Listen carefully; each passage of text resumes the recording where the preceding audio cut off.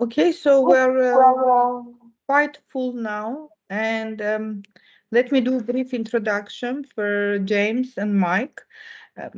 So I know all of you are aware of the fact that Chris Elliott left the company, and since January we have Mike and James supporting the program, and they have been doing great collaboration with us, joining many of the calls and pushing things forward inside the company.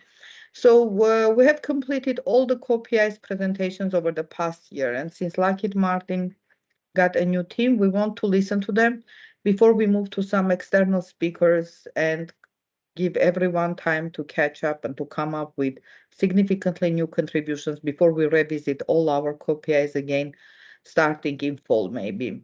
So today I will let James get started. James is a PhD, Lockheed Martin Associate Fellow, and senior research scientist, and I believe Mike Nistroy is leading many major programs at Lockheed Martin. So I will let them introduce themselves now, and with that, I want to mute myself. And James, you can get started. Okay, thank you, Naira. Yep, so we have basically stepped in for Chris Elliott, who did a great job for representing LM on this program. And this sort of presentation is really a discussion about where, I guess, providing sort of the LM perspective on the NASA ULI Advanced Air Mobility Program. So the title of this is Navigating the Road to Flight Certification of Complex Systems. And I will sort of start out talking about, I'll just give a brief overview of a little more history into my background, and then Mike will introduce himself and provide just some details for you. So I started out in physics at the American University, and after graduating with a bachelor's degree, I went and worked for the Department of Transportation. So I stayed in Washington, D.C. And oddly enough, even back then, I worked on a project where we initiated some research on smart cards. And so the idea there was to do a kind of study on the impact of autonomous road vehicles as it pertained to traffic patterns and neighborhood overcrowding, et cetera, in an urban environment. And that was a while ago. And then after that, I decided to continue my education, and I went on to graduate school at Washington University in St. Louis, where I enrolled into the PhD program in physics. And while there, I decided to pursue an engineering degree to broaden my opportunities for gainful employment in industry. And so I went to the EE department, where I took my first controls course. And it was at that point where the light kind of came on for me, and because the physics background was more about deriving fundamental equations, and the control theory is about shaping those equations. And so I was like, okay, this is awesome. I think this is what I want to do. And so from there, I petitioned for a joint program between physics and the controls department. And so my PhD research was a combination of the two. My advisor was the late Chris Burns, awesome guy, and his collaborator, Dr. Isidori. So from there, I moved on to the Boeing Company, where I worked for 15 years doing various things. And then we moved to Fort Worth, and I've been with Lockheed Martin for going on 7 years. So it's kind of my story there. And these are just some of the projects that I worked on along the way. And so it's an interesting route to get to nonlinear control. Mike, if you want to provide some background. Can you hear me okay? Yes. Okay. I've been around a little bit longer than Dr. Ramsey has. So I started life as an aero stability and control person doing simulation models for advanced aircraft back in GD Fort Worth, General Dynamics Fort Worth.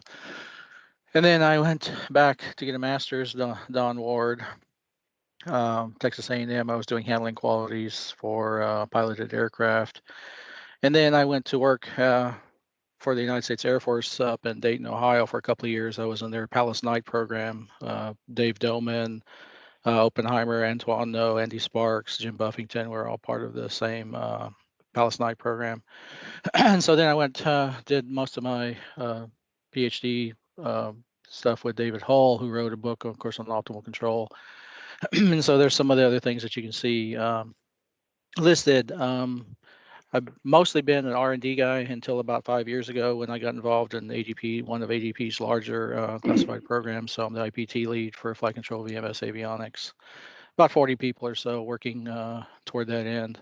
I've also been an adjunct professor at University of Texas Arlington. Frank Lewis and I every once in a while would run into each other. And about a decade or so ago, I mentioned something about being adjunct, and he said, "Sure, I'll sign you up." And so I've been teaching optimal control typically in the spring, which is I'm doing now, and then SysID and estimation in the fall. Although I have taught intelligent control time and then some undergraduate classes. I've been using neural nets for about 30 years now. When I was working for AFRL, that's when I first got involved in it. They sent me to a class. They were doing some CRAD work, some SIBR work with Accurate Automation Corporation back then, and so I got involved. And then I brought neural nets into here, and so we've been flying shallow neural networks and safety critical systems, piloted safety critical systems for a long time. We're looking at some alternate versions of neural nets for failure detection, which are looking to be very favorable for us. So we'll be putting those in some of our classified efforts soon. And today, I typically get involved in too many things, and I'm doing a bunch of flow control work, sort of like I know a lot of people are familiar with the Crane program that Aurora is working under Boeing, but we've got some extra stuff going into some other let's just say non-traditional platforms that we're looking at, that we're applying flow control technologies, plus a bunch of other things that I've been involved in, and as I say, below a mile wide and just deep in a couple of spots here and there. And by the way, I'm the one I was a manager at the time. I stole James Ramsey away from Boeing during a recruiting event 7 years ago, and he's turned out to be a great find for us. And that's all I have, James. You can continue. Okay, thank you. Your check is in the mail. So, one of my earliest career assignments was to engage in discussions about V&V of adaptive systems. And so this, excuse me, this chart here really represents what it looked like in my mind at the time. And so from a physics perspective, this is the second law of thermodynamics kind of in action here, where, the problem seems intractable, or at least it did at the time. But over the years, I've kind of come to realize that through, various approaches, organization can be achieved, right, if the problem is sufficiently bounded. And so, I want to talk today, about sort of more or less the FAA process for certification of complex systems. So in order to really engage in a discussion of that nature, we need to understand the challenges. And I ran across this chart and I thought, oh yeah, this covers quite a bit. It doesn't cover all of the challenges that we have to face, but you can imagine if we're talking about urban air mobility, we really have to think about a lot of factors, and we have to do a lot of preparation to ensure that we're flying safely. So here, you can imagine if we have landing posts set up in various places and locations, how do we actually create a safe environment? So all of these little pieces really can be mapped to subsystems, kind of like what we're doing right now. This, of course, would involve many more subsystems than we are planning to, demo for our experiment. But you can imagine, we have a lot of areas where things can go wrong.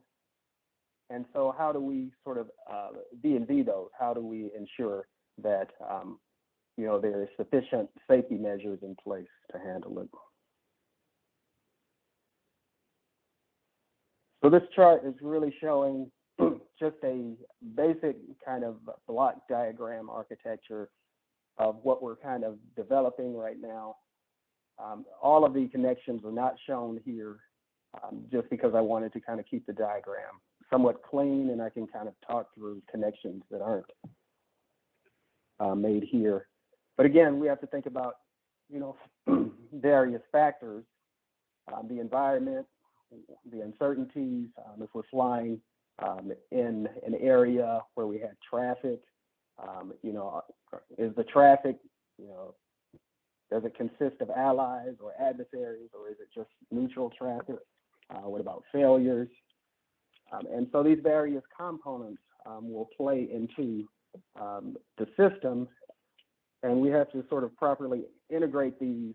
We have to vet these, and the V&V process is important. So when we think about the FAA, the question becomes, well, what do we have to do to gain the approval of the FAA in this case to flight test or to actually put something out for production? So of course, diagnostics over on the right side is going to be critical. How do we know when something is wrong with the aircraft? And then what do we do with that information? At the core, of our system is going to be the flight control element, the L1 MP, and I put a W in here just so that we're not thinking in terms of the MPC, the model predictive control, but we're talking about we're talking about piecewise, so the PW is piecewise constant. So modified piecewise constant L1 piece. So that's going to handle a lot of the flight dynamics while information is being transferred essentially to the mission planner, the guidance system, so that we kind of know where to go. And that where to go is determined by several factors here, right? So we're going to use vision, machine learning to give us an edge in terms of surveying the land. We're going to use that information in conjunction with some reachability analysis, because just because we can see the path between point A and point B, that doesn't mean that every path from point A to point B is a reachable path. It depends on a lot of factors, and so the reachability analysis is going to then inform the mission planner as to which path is a feasible path to achieve the objective, whatever that may be at the time.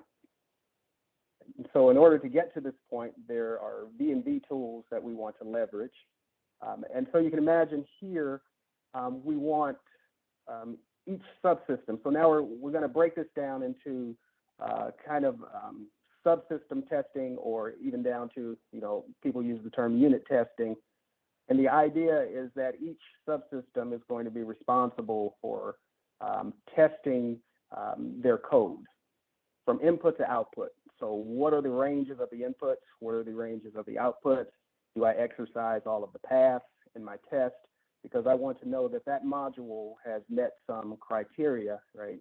Some V&V criteria, so that before I even get to the point where I'm going to integrate these technologies, I have assurance that my module is going to do what I think it's going to do, and it's going to satisfy the requirements at the same time. And then as we begin to amalgamate these technologies, well, then that's where we want to then, again, perform a test from input to output. And this is going to involve a lot of terms that we're already familiar with in terms of control.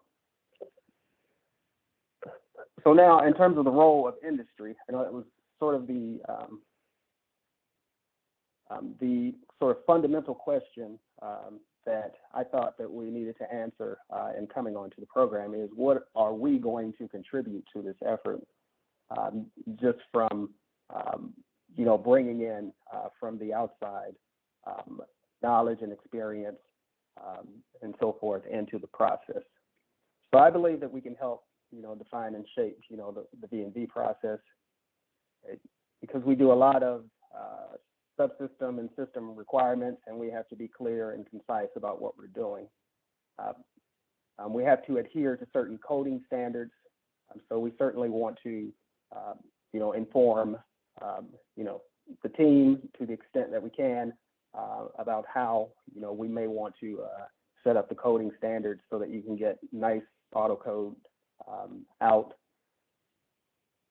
We want to establish the types of tests that we may want to run in terms of software tests, software in the loop versus hardware in the loop. And so I'm sure that this has been done already on your end, but we're going to kind of map this into some FAA requirements, as we'll see later on in the slides. Among these sort of concepts that we want to look at, bounded input, bounded output, stability criteria. So we really need that for the subsystem, right? I don't want a finite input into my subsystem to create an unbounded output. So what am I going to put in place to handle that? So that involves, having the proper limits, maybe the proper anti-wind-up protection. If you have integrators in there, all of those things are used on a subsystem level to ensure that we maintain a system that is stable in terms of input-output stability. And so we can look at also test vectors that exercise all of the paths through the code. So how do we do that in the most efficient way? So that's a problem that is ongoing. What is the minimal set of test vectors that I need to test my code? Well, typically that is going to be answered by the creators of the code because they understand what they're putting in there and they understand the intent of each element.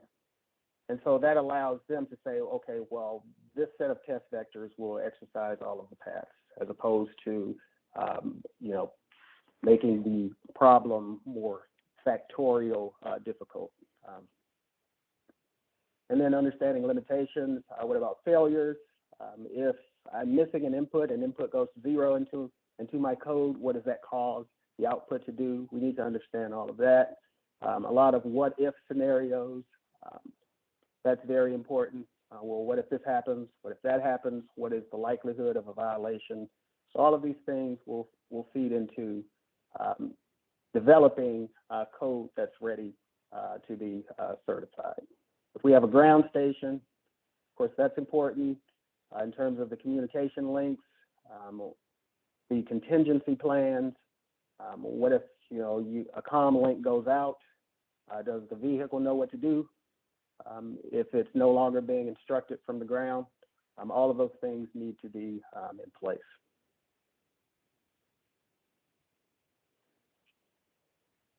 And so we can go from the subsystem level to the interconnected subsystems level.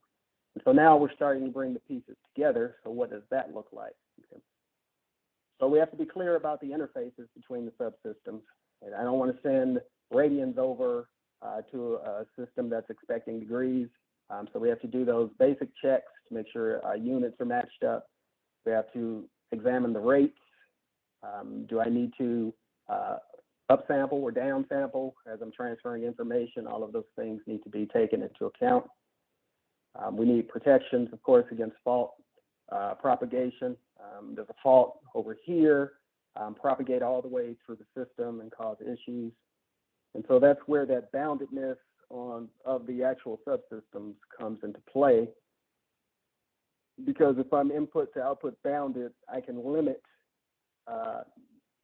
the level of disruption that I can have due to faults. There's a lot that goes on with mode logic verification, right? We have to really test the logic to determine if I'm in this mode, what if I accidentally come out of that mode and go to another mode? What happens to the system? Is that a function of flight condition? If it happens at this flight condition, is it more catastrophic than if it happens at another flight condition? We have to think about all of these things. Come up with a test plan, as you'll see when I go down the list of FAA certification requirements. There needs to be a test plan that demonstrates sort of the key elements. Here for us, we're talking advanced air mobility, autonomous vehicle dynamics are in play. We'll see what that means to the FAA.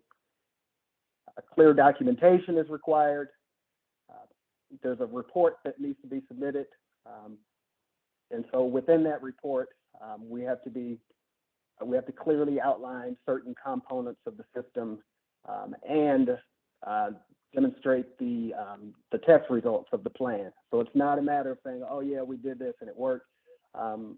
We need to show the data to demonstrate that the system works as planned.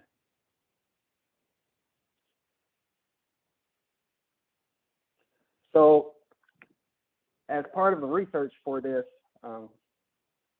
component, I'm really just addressing today just the FAA kind of criteria. We can, this is an ongoing process where information is going to be acquired just to allow us to basically put together, a full packet on what we think, V&V and airworthiness, what that process really looks like. So there is a federal register. This is just one of many volumes out there, and I grabbed this one because I thought it was more applicable to what we are actually doing. But this is all out there on the web, and I have some links that I'll show you at the end. They'll be in this as part of this presentation, and you can go out there and sort of get a feel for how this process works if you haven't already gone out and looked at that. So the idea is they have these categories. One is concept of operations. You have to define the intended operation of the vehicle. Is it a UAV? Are there operators involved?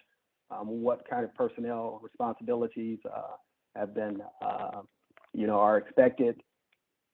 There are parameters. Are you flying in a region where there's a population? What do the geographical boundaries look like? Define, you have to establish some operating area. Is it a launch and recovery effort? What about the traffic? Are you on the ground, air, or sea? So all of these things have to be disclosed beforehand. There's a design and construction piece, and that really is talking about, the vehicle itself. How is it designed, component to component? Propellers versus, engines, power considerations. Does it run on batteries? Okay, is fuel involved? All of these things come into play.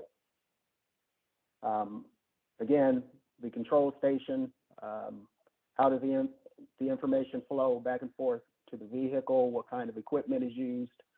Cybersecurity issues. Can you ensure that no one can come in and take over your vehicle and then crash it into, or just,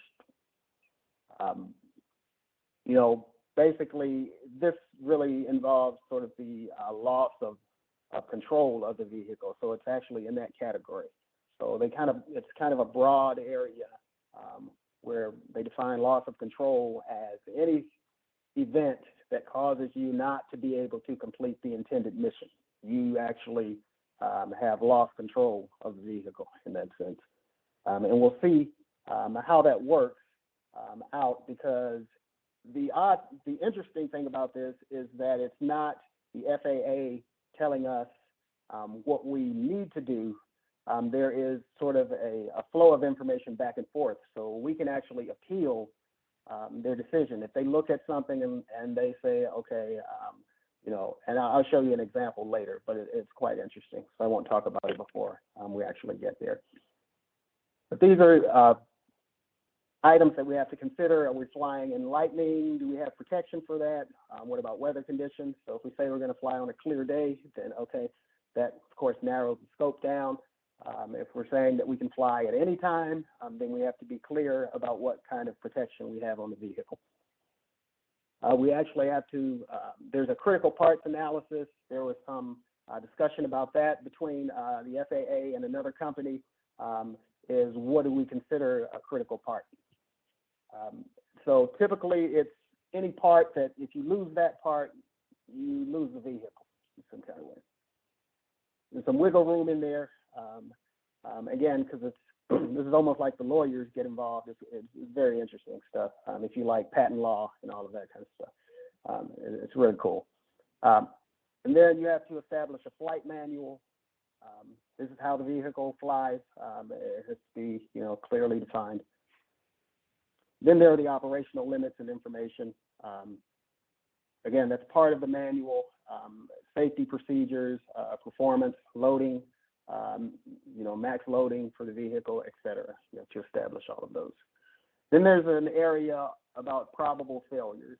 Okay? And so this is the key takeaway here is that a failure should not result in a loss of containment or control of the UAV. And so we have these different components, so we have to assess sort of the probability of failure and also the impact of that failure. So whether it's propulsion in electrical form or otherwise, comm links, if it's using GPS, or what happens if you lose GPS, what's the probability of losing the vehicle? We have to be clear about single point failures, and so this is getting back to the previous slide, kind of with the parts of the aircraft, but now it's not just physical parts, but it's also now we're talking software too. So if there's a failure in the software, is that a single point failure where you lose the vehicle, or do you have some means of still safely landing in that case? And so although this sounds very rigid, it's not, you know, there's a category of catastrophic, you know, failures. And so these things, they want you to be, you know, as aware and as thorough as possible in flying, but they do understand that if something catastrophic happens, there's nothing you can do, right? Once you bump up into the limits of physics, you're basically done. And then there are these capabilities that they talk about. Can I return to base if there's an emergency? What about the takeoff and landing part and a go around, rerouting? And so these are the things that you know, we want to sort of demonstrate and address for our experiment is, you know, we want to do the reachability analysis. We want to understand that if we have to reroute the vehicle, that there exists some path for us to get back safely.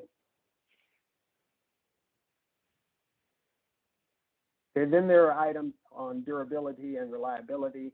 And so here, this is where the testing essentially moves into, I need to be able, if I define the flight envelope, then I have to test and evaluate the system over the entire flight envelope.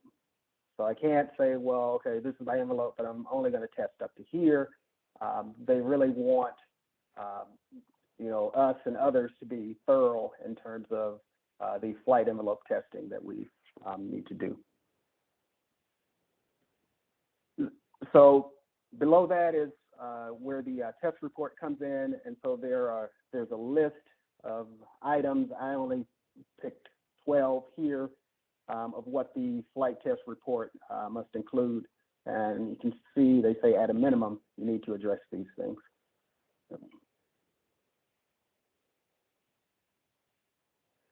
So I pulled a couple of excerpts from this report and others. And so this is the part that I found quite interesting, is that the FAA invites interested people to talk, to take part in the development of these criteria. So by sending written comments, data, reviews. So it's not as if, they are, essentially that they have all of the knowledge and they're saying this is the way it's going to be. It's actually, an organization that's actually seeking to, engage the community in discussions. And if things make sense to them, then they will implement it. So part of it is sort of how you present it to them, so that they understand what you're doing, and then you have room to sort of help shape the process also. So I thought that was quite interesting there. The other verification limits, they have some, specifics on, 5% over maximum gross weight with no loss of control, of the vehicle or loss of flight. And of course, we need safeguards in place against inadvertent discontinuation of flight. And if we have cargo, for example, then you don't want, the cargo falling off the aircraft into, say, some area, falling on a car or anything like that. So here are some links. And again, there's a lot out there. This 3D robotics service, they have a vehicle that is similar to what we're proposing to look at, where it has hover ability as well as conventional flight ability. And so there's a blend, of course, that has to happen between those. And so the FAA kind of specifically, discussed the criteria for that type of vehicle. So I thought that was apropos for this situation, and we can sort of use that as a guideline as we go forward.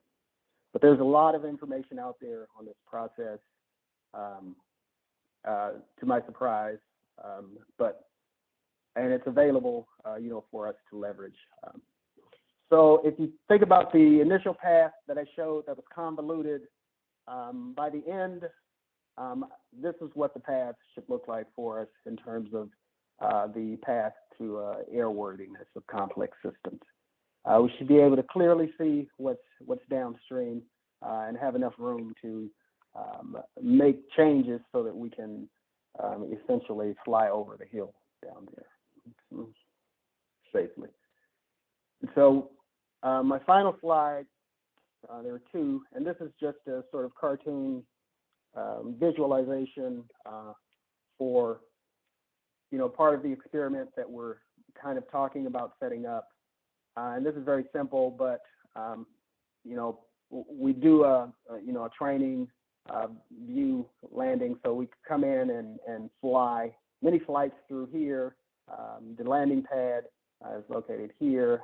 So this doesn't have a scenario where we have additional landing pads, but certainly we could do that, do all of the training here, develop the perception, and then come back and insert obstacles, barriers,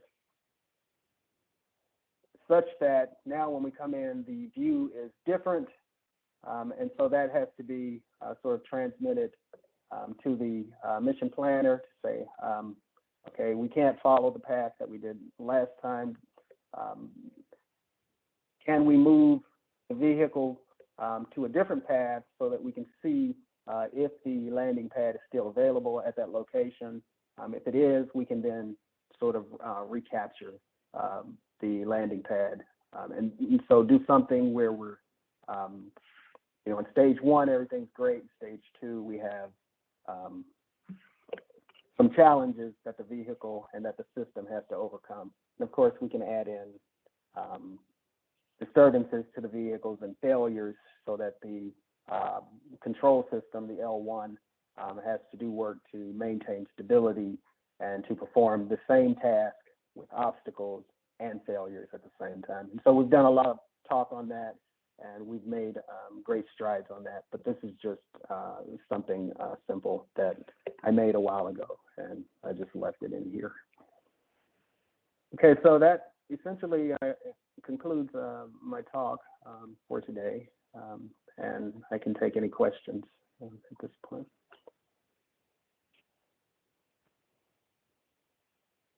Okay, great presentation. Thank you for sharing these kind of slides and perspective from your end. Let's see if people have questions, and then I may just ask. Go Hey, ahead. good morning. This is Kevin Wise. Hi, James. How are you? Hi, good. How are you? Yeah, I'm doing excellent. Good. So nice to hear you. And Yes, thanks a lot for your briefing today. So most of the stuff that you talked about really had to do with airworthiness certification versus software and those components of software that would have learning-based components in them. So can you just comment on, did you kind of feel that way as well? Or? Yes. Yes. As far as, so down to the software level, I have some actual slides on that I need to get cleared that addresses kind of the, when we go to machine learning and we combine that with, whatever control system architectures we're using, there is a sort of process that's being developed for that. And that's also out in the public domain. I'll have to get that reference and put that somewhere where people can get to it. But it's a challenge in that, we're talking about many paths, and which gives us many opportunities to go wrong. So how do we ensure that when we're looking at a system, we can make certain guarantees that the software itself is going to perform as intended, and in addition to that, still meet requirements. So that is a challenge that I think it's right now, from what I understand, that hasn't really been settled yet. It's sort of, we have different groups that are sort of adding, pieces to it. But there are some efforts to deal directly with the software. I just didn't put that in here. In fact, I ran across them just last week, and this was already a pirate and ready to go out. So, but I will at some later date. I can, during one of these meetings, I can just put the links up. Yeah, very good. Can I'd be interested in hearing I'll just say, seeing what you guys think at Lockheed is required for, the kinds of MC/DC coverage that the FAA requires through that, and how we're going to get, I'll just say, coverage analysis on learning-based components. Yeah. Yeah, and I think part of it is because it's almost like they want, to hear, like there's some guidance that they expect, from those who are out in the field. And I think as long as, again, it makes sense to them, we can leverage sort of best practices and sort of, package that in the correct way. And so we can sort of push that forward and establish that, as opposed to, having them just mandate that it needs to be this or this. I think once we, get a handle on where the boundaries are and how we can, ensure, safe, and the other thing is repeatable, right, software. So repeatability is a big item for them, right? Because once something appears to be stochastic, well, then everyone's nervous because we don't know exactly what's going to happen in a given situation. And so I think the idea of repeatability is really what we need to push, toward the FAA, because that's a buzzword for them. Yeah, this is Louis from Illinois, University of Illinois. Yes. I would say the following. The first thing is the AI could play a safety critical role in air taxi, for example, perception, if you rely on it. The second thing is I agree and want to thank about James, give the detailed description about the airworthiness certification process. That's very useful. Now, my concern is we need to do a few things so that actually we can follow the process without, as FAA give us a new one. That's just not going to happen in my view. So why I mentioned that? The first thing is what James said, determinism. Yeah, everybody's certification worry about non-determinism. Now, the AI by its very construction are using a probabilistic model to approximate the observed data. Okay, so far we have a UAV governed by, say, Newtonian, which is quite deterministic, but the model or the approximation is probabilistic. So there's a known long tail problem. That means it will hallucinate. It will generate output that is not consistent with the law of physics, or for that matter, FAA's regulation.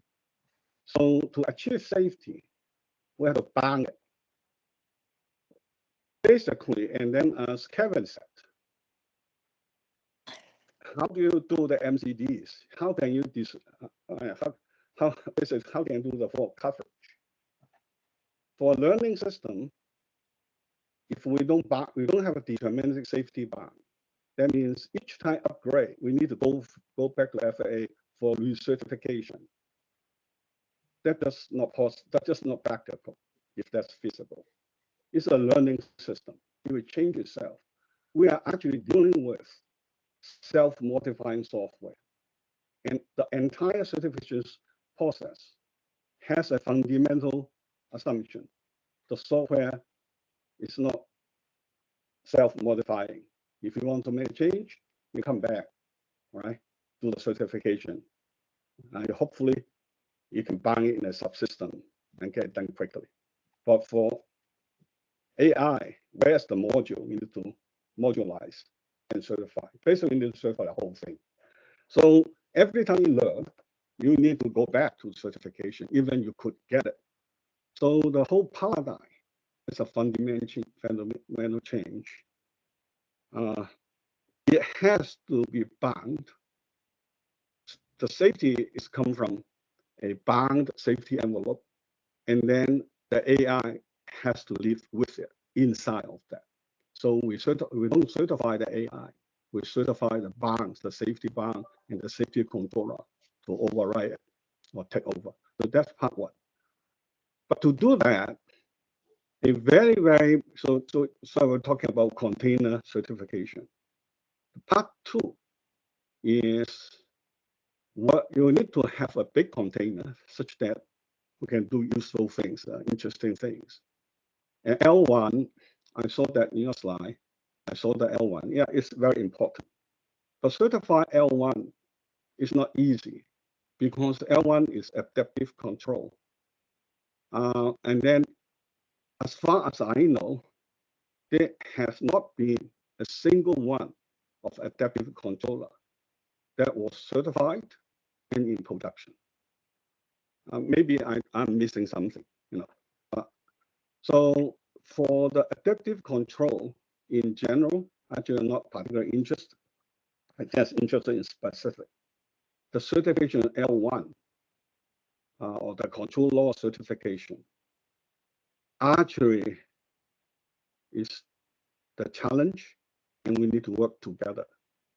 The only publication I can find talk about at very high level about adaptive control and L1 adaptive control is published by Rockwell Collins, but it stays at very, very high level.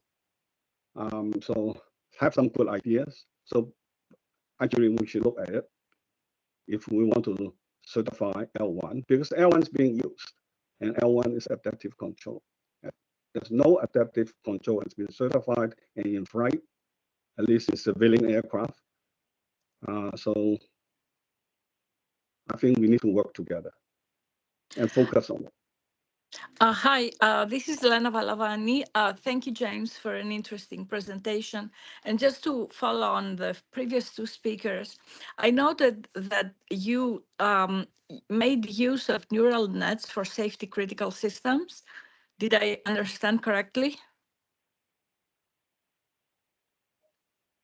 Hello, can you hear me? Yeah, I heard Yeah, you. No, yeah. this is Mike Nestor. Yeah, we've been shallow neural networks in the air data application for one of our F-16 variants. So we've been flying those, and the I think I've mentioned this at a plenary talk one time before. We just gave them the C code. We didn't even have the word neural net on it. It was just, in our case, it was just a function approximator, right? So instead of doing table lookups, we just gave them a 2 hidden layer feed forward neural net with special activation functions to improve the execution speed on a DSP, which is what the digital signal processor, and so it's not a full processor. But we've gone through that. But again, it's very small, very well contained, static feed forward neural nets. Okay, I understand, but what I was thinking was, and I want to also make a comment on L1. L1 is not sort of like no strings attached adaptive control. It's within bounds. So maybe the way to go is to figure out the extent to which it could sort of like traverse the space that's feasible. And then, as Louis said, Professor Louis said, make sure that it stays within the safety region or something. So there are ways, I think, of borrowing from experience that we can somehow limit or have defined bounds within which these codes will bring the UAV. And yeah, I mean, there are two things that in my mind that L1 is not is defined within some bounds. It brings us, it's not a crazy adaptive control. I've had a lot of experience in adaptive control and I know how crazy it can get, but L1 gets rid of that craziness. And the combination of that with some of the experience of the very simple, shallow neural net application might help define the reachability set of this learning, ability of the vehicle. Yeah, I think in terms of what you just said, if the dimension of the space that we need to cover is small, like you said, just maybe 1 or 2 or 3 or half a dozen parameters, it's pretty good. In the case what we got for our neural nets flying in these safety critical systems, it's just a handful of dimensions. What concerns me is I listen to people who start going into like convolution neural nets and things that are deeper. That dimension of space that you would have to cover, for example, like to Dr. Wise's point for MCDC coverage, that space gets exponentially large. I don't know if it's NP complete, but it's certainly difficult to cover all those paths given enough space. And so, but that's what I think. I've seen some stuff recently where the FAA has been having these quarterly or semi-annual meetings where they're looking at vision systems and things that have hundreds of inputs to them. I don't know how to cover that, but for what we're doing here, it does seem more reasonable. Start off with something very small, maybe just a pitch gain, right? Just pitch. Let's look at that. Let's bind it, and let's work our way out from that. Keep that dimension of space small. It should be much more tractable than some all-seeing type thing. Yeah, and then we can build from there. And actually, I'm thinking that if one isolates the crux of the functionality of the software. It could be a small number of parameters, and we can draw on the earlier results on small number of parameters and actually come up with something important that could be applicable here. May I I say think we don't something have to go to also? convolution neural nets. Yeah, that can be. If I don't know that if it's NP complete, but it's certainly unwieldy in my mind. May I And say so, something? If yeah, I could just say my 2 words in response to what Louis was saying, that adaptive controllers have not been certified. And the reason is that by the definition of adaptive controllers, their gains are adaptive and have no bounds on those. That's what makes it hard. In L1 exactly, adaptive control, the gains are not adapting. The gains are fixed. It's a linear filter. It can be certified exactly, following the conventional procedures of FAA certification. In L1 architecture, the estimation loop is completely decoupled from the control loop. It's on the exactly. background. It's like your Kalman filter or something else that has been certified long time ago. So what I want to say, confusing L1 with the conventional adaptive controllers, you are just messing up. And what goes about the neural network-based adaptive controllers, those have fundamental flaws in terms of having circular arguments in their proofs. Those should never be certified even. Those should be out of consideration. L1, it's a linear filter, it's a linear controller. Estimation happens behind the control loop like Kalman filter you have or other things. And this linear controller Right. can be certified the way linear controllers are certified. And this estimation Piecewise. loop, Yeah. Yeah. loop just helps to produce an estimate of uncertainties like Kalman filter does. And I mean, it's very straightforward. The challenge comes from the fact that people don't want to listen to each other very well for the past 20 years. And there are political powers here and there in the world that dominate certain things. So we have to be crystal clear that L1 is a different architecture. It should not be confused with the conventional adaptive controllers, especially with neural network-based adaptive controllers that have this circular argument and fundamental flaw in them, and it should be treated differently. And I'm happy to come to Lockheed to give a presentation, to meet with all these other people that are sending you different inputs regarding different controllers. Uh, we have to act as a team to be able to get over this challenge, because if I talk and I don't get the right audience, kind of then things sublimate. So in that sense, I'm happy to help and support you. If we are all in the same boat, then I'm happy to come and support you, give the presentations whenever needed with all the counter examples, everything analyzed. Let me just, Yes, I think what in we our need to last do, in our last meeting that we had, right, this topic was somewhat discussed, and Chris and so I think the conversation we had was the architectures that we think are, I'll just say, more certifiable or more easily certified is a baseline control with an increment that would be adaptive or that has estimation addressing the gains. Okay, so there are certain, if in the briefing that James put together here, there are artifacts that have to be computed with regards to the control system of the vehicle that prohibits having a purely adaptive control. When you have a baseline and an increment, where the increment only kicks in when there's model error, then you can certify your baseline control and the performance of the vehicle, and then use the adaption and to address model errors, okay, in a way that Absolutely. I And what think, I'm saying does not contradict that. You can have baseline controller that's certifiable, have L1 augmentation. L1 will yeah, be activated only when there is an error. But the L1 activation does not imply that the gain of L1 controller adapts. It's a fixed linear controller. It's uniformly the same for the entire envelope. Estimation loop is decoupled. It's on the background. So and the estimation loop is just meant to estimate the uncertainty the way Kalman filter would do or anything else. So in that sense, I agree. I mean, something that's important here, though, is fundamentally is going to be how the architecture itself is presented to the certificate through to the FAA, how you present the architecture and how you've tested it and certified it, all has to be presented. So Absolutely. yeah. We're handshaking now. Oh, no, that's Okay. right. We're not disagreeing here, but that was really the point that I was trying to make, is that the architecture is what gets certified. Absolutely. I agree. Yeah, I agree. It looks like we need to have a small working group. The idea is very similar.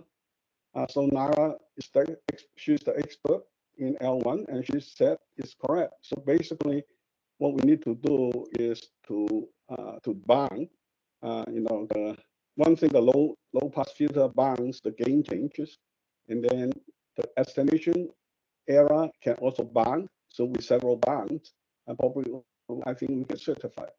So basically, I guess we all agree. Essentially, there is some bound. It's not some important variables you can change without bound. So I guess on that note, we just need to work together and get it done. Yeah, I guess then the trick would be to get to a point through tests to trigger that, nominally it looks great, but let's trigger across the flight envelope times when the model is not great and when the L1 kicks in. So we'd have to basically go explore that space. We are handshaking with you, Exactly. Michael.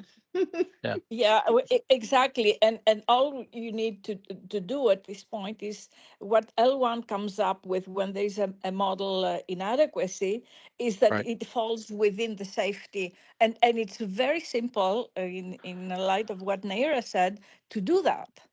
And so, of course, architecture matters, and the fact that there is the decoupling, the estimation is very important. And then all one needs to do is figure out that whatever L1 comes up with doesn't drive you on the other extreme, which it doesn't, because it does get signals from the system. So it cannot be that. So yeah, we're all on the same boat, I guess, on this. I mean, so Same we page. have successfully certified gain scheduled control systems, Exactly. right? It's like Now, that. It's you see, like that. but the function that's in the software that produces the gain, and these are table lookups, that function gets tested, right? Right. And so Okay. in the architecture with L1, if there's a gain that's being computed via some function, that piece of software has to be certified, just like a table lookup would be. So that's what Right. we have to understand, is what's in the architecture that looks like, or that would be a challenge for, I'll just say, certification. Is there something in the architecture that would make a gain calculation more difficult to certify? That's the question that I think we really haven't seen a detailed implementation of the algorithm to understand that yet. Okay, over. Right. Thank you. Yeah, no, you're right. We don't certify the algorithm. We certify the software created from that algorithm, and things can go horribly wrong in that development of that software, which was one of James's original points in this meeting. Was we've got to take a look at how we generate that software. If you're going to auto code it, there's certain standards we need to adhere to make that certification easier. And we're happy to work with you through this algorithm, Mhm. software, and everything, right? We are not Yep. but L1 should be easier than a lookup table. I mean, it's Yeah. it's all Yeah. about people That's putting their heart into it and doing it. And if the whole world is having this political battle, it may be very hard to resolve. This is But not in this group, Naira. The political battle is not in this group. So this is a friendly group. So I would say, should you just chair this one and just get people, whoever interest, and then put the heads together and at least get draft done. Yeah, we can talk some more about it next week too. So yes. sure, So we need right. somebody to coordinate the effort. Basically, we converge to the same dimension, if I can say that. There's some details we can talk out, but we need a working group. Just keep working on it until we get it done. Yeah. And so, my perspective on this, based on what I've seen, the L1 would in fact be the easiest to V&V based on the architecture and the computation of the game, the way all of that comes together. It would fall right in line with, you know, V&Ving or certifying a PI controller. It's on the same level of simplicity in terms of the V&V part. So if we start with this, Yes, we start yes, with this, I agree. Mm-hmm. yeah, you get success with this, and then you can build, right, on, you know, when we start talking about, because now we're just talking about the adaptive control piece, right? But we have perception, we have vision, we have all of these other pieces, and we have to also figure out how to V&V those. That task, to me, is going to be more difficult, far more difficult than the L1 piece. Yes, Of course. that's what. Yes. And Oh. that's, I'm speaking from a dynamical systems perspective here. So it's, you know, when I look at it, you know, I put it in the framework of, you know, here's the baseline. Okay, I want to augment it with this. Okay, so when I look at this and I combine it with the baseline, does it look like a new baseline to me? Yes. Okay, so therefore it should be easily V&Vable. So. Thank you, James. Thank you for this insight. And I want just to ask you if you could email your slides so we post it with this recording of this meeting on the website, and you can email the PDF to make it easy. And since we're on the top of the hour, I just want to see if there are any last minute questions from the audience, last minute comments. Otherwise, we'll go in circles. I just repeat, we need to get ourselves organized. Otherwise, we keep talking about it and never get done.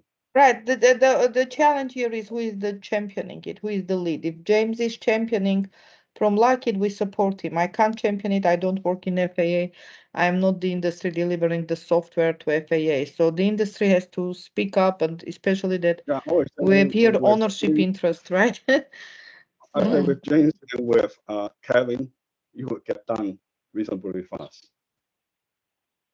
But we need to work on it and write things down. Absolutely. There's a lot of work to be done. Yes. Yeah, just keep in mind that the L1 is just a piece of this. So Absolutely, right. there's Yeah, a, well, Right. we also can certify yeah, the we have perception. reachability analysis. We've got to look at. We've got the perception. We've got the tools that we want to do the actual V&V with. Those need to be developed.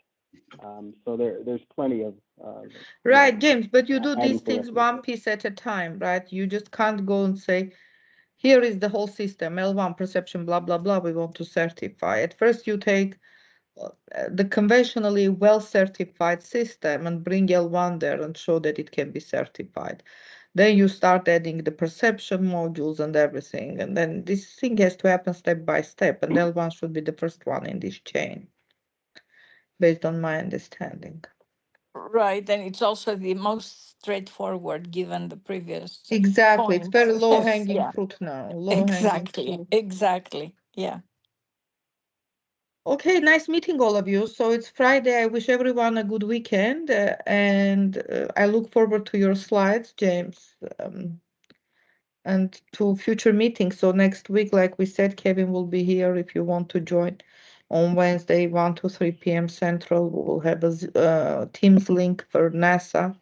We're having a working meeting with NASA, and we would love, obviously, to have everyone who wants to join. Just let me know. I'm sure you have the Yeah, link. sure. If you send the link, I'd be happy to. I'm here on this continent now, so I Thank can you, make Lena. it. Thank you. Okay, otherwise we I'll be close the there. meeting. Okay. Yep, I'll be there. All right, thank you. Have a Thank good you, right. weekend. Send us Thank the you, slides, everyone. James, please. Okay. All right, Bye-bye. yep. Bye. Thanks, everybody. Bye. Bye, Kevin.